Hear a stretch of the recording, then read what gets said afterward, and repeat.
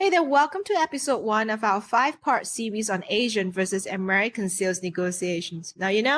After 26 years of navigating the hellhole of sales negotiations, I've seen how brutal cultural differences can totally flip the script.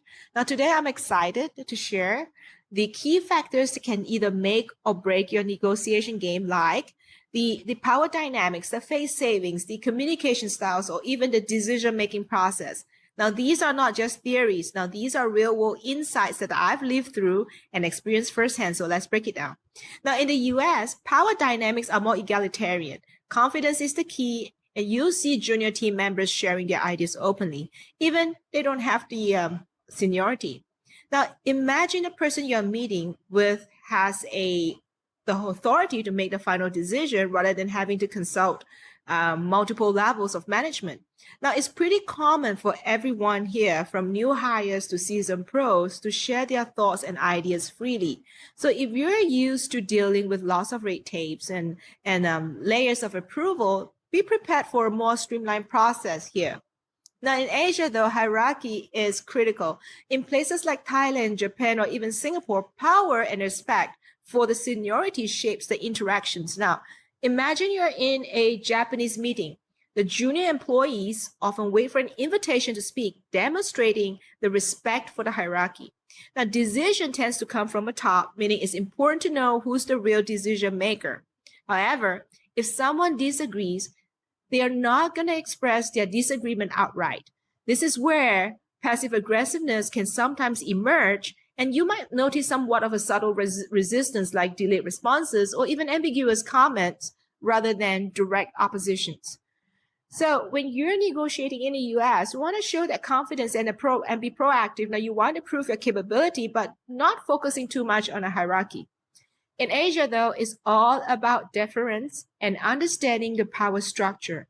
Now, address the senior person first and be very mindful of the subtle cues, because what can happen is you will have somewhat of a passive-aggressive behaviors like hesitations or vague responses that might signal underlying issues. Now, in the US, negotiations tends to be direct. If something isn't working, you're going to hear it straight up. This won't work for us. Now, it's not to be taken personally, but even though conversations don't usually leave any lasting damage on relationships. Now, in Asia, though, particularly in Thailand, Vietnam, or even Japan, face saving is everything. For example, if your proposal doesn't sit well with a Thai counterpart, and they might just say, we'll need to think about it. It's one way of rejecting you outright. But why is that so? It's about protecting the dignity and preserving the relationships. Now, in these cultures, maintaining harmony is deeply valued and rooted, and that includes showing respect for each other's position. So in Japan, for instance, silence can be used instead of a direct no as a way to avoid embarrassment.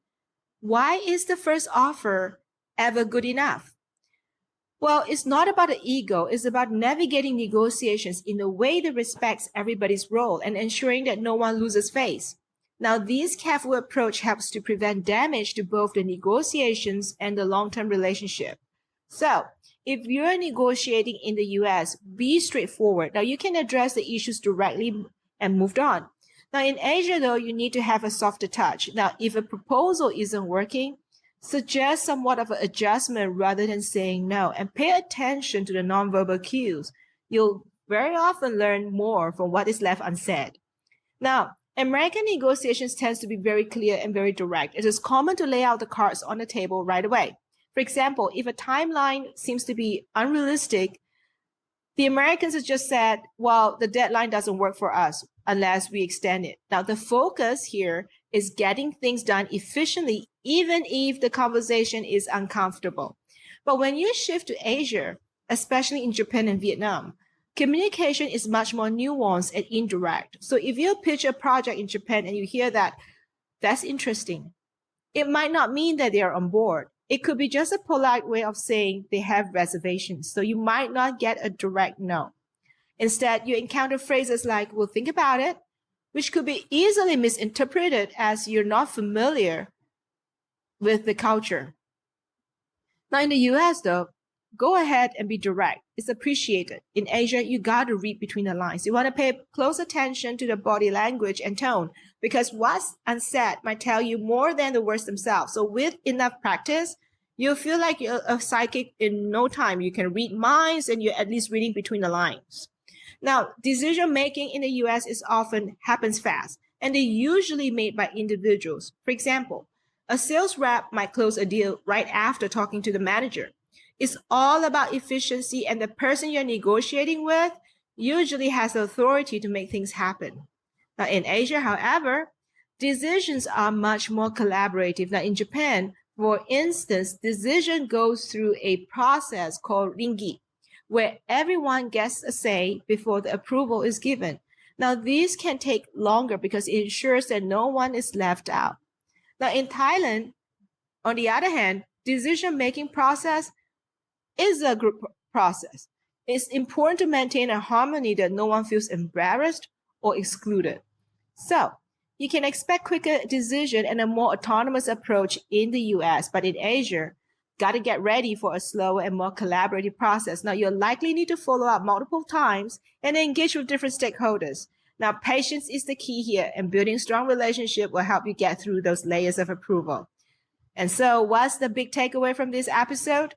Understanding these cultural differences, power dynamics, face savings, direct versus indirect communications, and group versus individual decision making can give you a massive advantage. It's not just about your pitch. It's about knowing your audience and adapting to the situations. All right, that's it for today's episode. Now, if you found these insights useful, please be sure to hit the like button and subscribe so you don't miss the next video in our series. I'll be diving deeper into these topics with specific examples and episodes to come. So, got any questions or stories? Drop that in the comments below. I'd like to hear from you. Remember, in sales negotiations, it's not about the numbers. It's about the people. So until next time, keep learning, keep negotiating. I'll see you.